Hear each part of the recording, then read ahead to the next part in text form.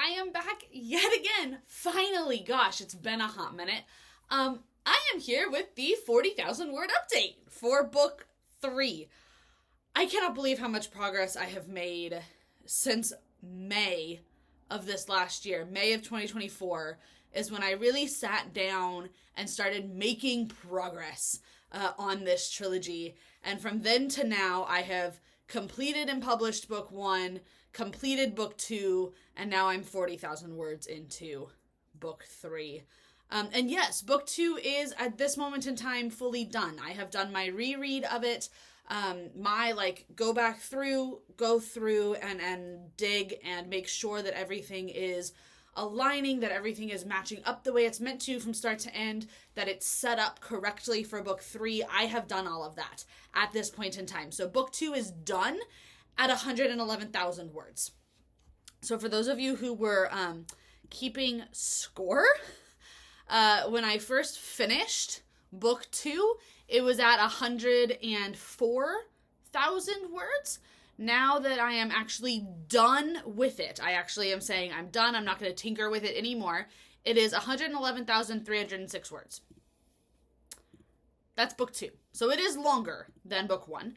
Book 3, the reason we're here for this update, is at 43,424 words. That it has also made some really good progress. I did finally get to a point in book 3 where I was able to pull a scene I had written previously. I had to do some edits to it, some changes to it to make it fit a little better into book 3.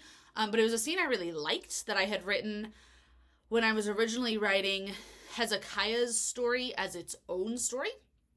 And so it was a scene that I pulled from that I changed, but kept the essence of, and so now that is sitting in book 3 as well. But the rest of book 3, everything other than that has been purely like blank document. There was nothing here before, and now it is 43,424 words.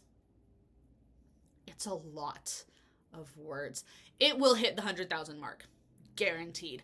All the other 2 have hit the 100,000 mark, so I'm betting all 3 will. There's also a small amount of progress on the spin-off story I have planned, which is going to be Q's story, which is tentatively titled A Realm Between Destinies, and it's at about 4,000 words. So it's like itty-bitty next to these monster projects that are the trilogy. So there's that. That's been very, very fun. And I do want to do a snippet reading from book 3 to celebrate the 40,000 word mark. But before I do, I have something else that's really exciting that I want to talk about. And there's no guarantees on this, and I'm trying really hard to keep myself from getting too excited over this because I don't want to get really excited and then be really heartbroken. But back in October of last year, so No Place Like Tomorrow launched October 8th. On Amazon. It's Kindle Direct Publishing. It's self-publishing. I did it myself. I just said, I'm done with this book. I want to put it out in the world because I want to. On October 13th, queries opened at a small traditional publishing house for unagented manuscripts. And I had met one of the authors who has published with this publisher. The author there was like, oh my gosh, this publisher has been great. I've loved working with them. Keep an eye out if they ever open queries again. I said, cool. They opened queries on October 13th, and I sent in a query for No Place Like Tomorrow. And they said, oh, give us 6 to 8 weeks. The 6 to 8 weeks went by, hadn't heard anything. Figured nothing was going to come of it. On December 20th of 2024, I got the email that said, hey, we would like to read the entire manuscript for No Place Like Tomorrow. So I sent it. It hasn't been a full month yet, so I'm trying not to, have any feelings. But No Place Like Tomorrow is currently sitting in the hands of a traditional publisher for them to decide whether they want it or not. The publisher is aware that it is a planned trilogy.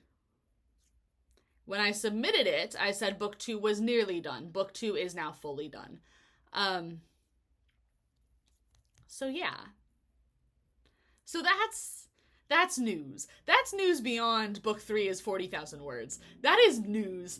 So if you've watched this far in the video, you get the news. If you haven't, I don't know why I'm even talking to those people. Anyway, so I want to do a small snippet reading for book 3 to celebrate that it is at 43,000 words, and then I will be done. So if you want to be done watching the video here, cool. I know these videos get a little long and not everybody watches to the end. That's fine. So if you want to be done watching here, have an awesome rest of your day, and we will see you where there is no place like tomorrow. Those of you who are sticking around, here is the beginning of chapter 9 of book 3. Chapter 9 is called Reaper Reaper. Q. Hezekiah stands in the densely wooded trees around the edge of the OPMRB's property. His wings are tucked away, and he's wearing a leather coat that touches his ankles. It had been a gift from Bailey, who had given a similar trench coat to each of the key members of the OPMRB before he and Zephyr had set sail after they bonded. He'd been shocked to be included, and more shocked that the coat had cleverly hidden panels he could remove to slot around the base of his wings.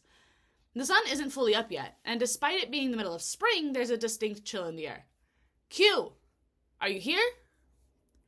Always calling at inconvenient moments, Prince Stormfast. The Reaper appears in one of the trees, sitting perched on a low, thick branch. You do know that I am not your personal assistant, right? But you always show up when I call, Hezekiah smirks. So how does that work? The Reaper rolls its eyes, kicking its feet idly below it. I hold a contract on you, Prince Stormfast. I am aware of your movements through time and space. So you're keeping an eye and ear out for me. Something like that. What do you need? How does your magic work? Pardon? Your magic. Every magic type has its own limits, right? The things it can and can't do. Limitations, tricks. Yes, I am well aware of the way magic works. But why are you asking about mine? Can you help Zephyr and Bailey? Help in what way? Anyway. The Reaper quirks a brow at Hezekiah.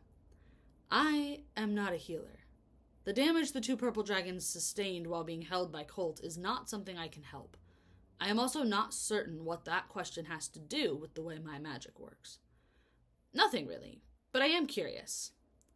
A sigh. The colors under the Reaper's skin swirl idly. Why did you summon me, Prince Stormfast?